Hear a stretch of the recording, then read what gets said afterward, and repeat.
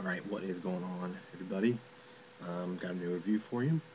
But first, I want everybody out there to take a look and watch the Nail Gun Massacre in memory of Director Terry Lofton. He actually passed away a few weeks ago. I don't know how. I tried to search it, but there's not a lot on it. So I'm not sure exactly how it happened. But for those of you that have the Nail Gun Massacre, I say we all, in the next couple days, pop it in and take a look at it in memory of Terry. I actually met Terry probably 6 years ago or so at Cinema Wasteland. This was before Synapse had released Nail Gun Massacre. He was actually selling it in I think it was DVD or not, or if it was, I think it was professionally pressed, actually. And I picked one up and he signed it and stuff. He was a really nice guy. So for those of you that don't have the Nail Gun Massacre, you need to pick it up just for the simple fact that it's a fun movie. I mean, it's called the Nail Gun Massacre. How could you go wrong? So anyway, on a lighter note, we're going to go into review of Sledgehammer. Shot on video production from director David Pryor, who also did Killer Workout and Deadly Prey. Deadly Prey is sort of like if you took Surviving the Game and Rambo on a very low budget with a dash of extra cheese and a lot of blonde mullets, you'd have Deadly Prey. So it's hell of a fun time. I really like Deadly Prey.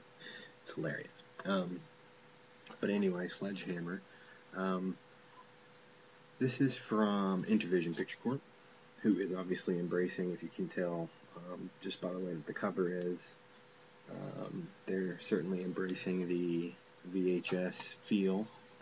Their actual company title logo, when it pops up, it pretty much is an old VHS title screen.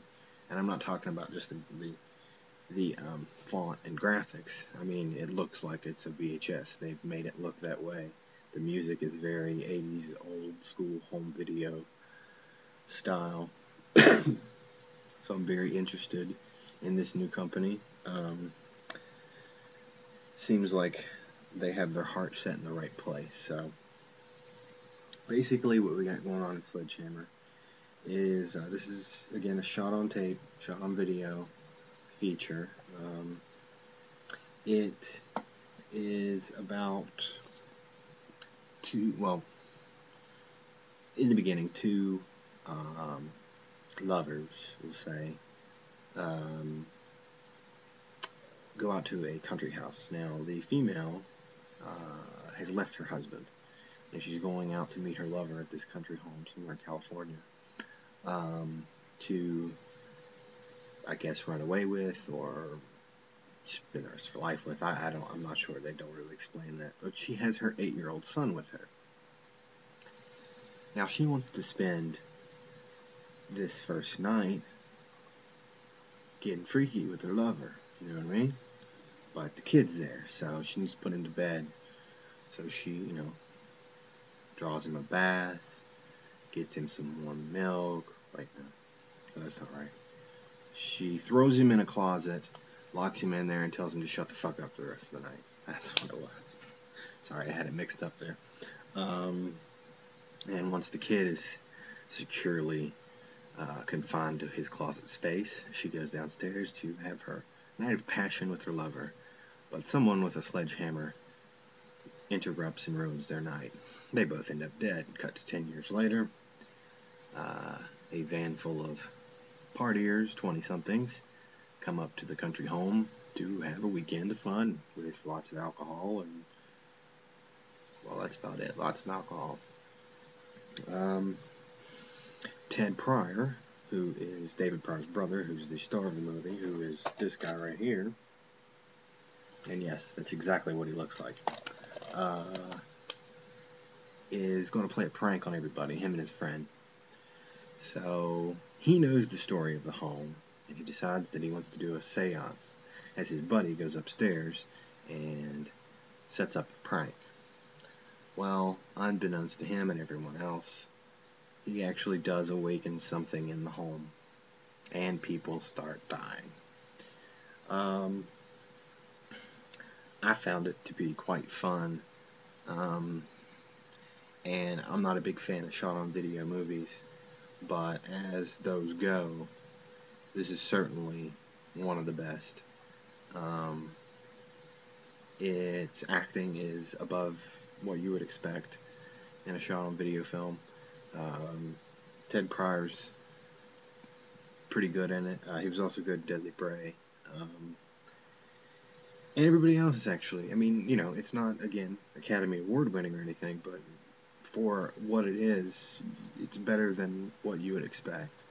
Some of the kills are a little lackluster, but again, we're talking about a low-budget shot-on-video feature.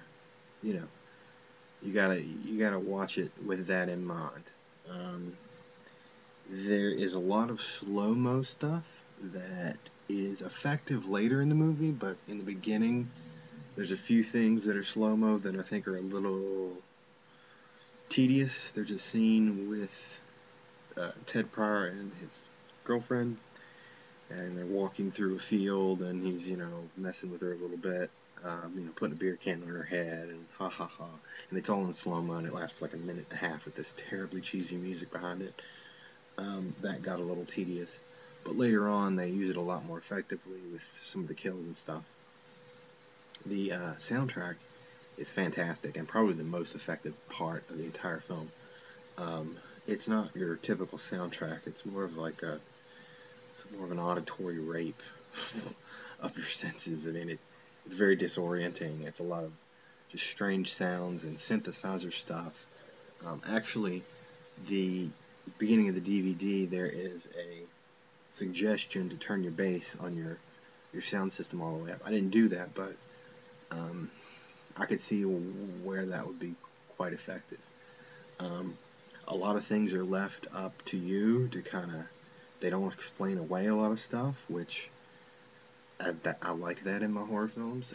If stuff is explained properly, it's okay, but I think these days people are way too focused on trying to explain where things come from and why the killer does what he does, and you know, like in that crap shit ass remake of Halloween, where, you know, Michael Myers is explained as an abused child, and he lived in a shitty home, so he decided to grow up and kill people. Yes, I know usually in real life that's what happens. But I'm sorry, that to me took away all the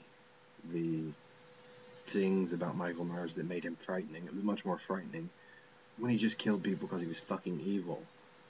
We don't need an explanation. So, this does that. It leaves a lot of things kind of up in the air. There's a lot of questions, but to me that makes it much more creepy. And there is a very like weird, unsettling vibe to this whole movie, and that could just be because of it's shot on video and the way it looks. It looks very shot on video. But there's something about it that's just kind of unsettling.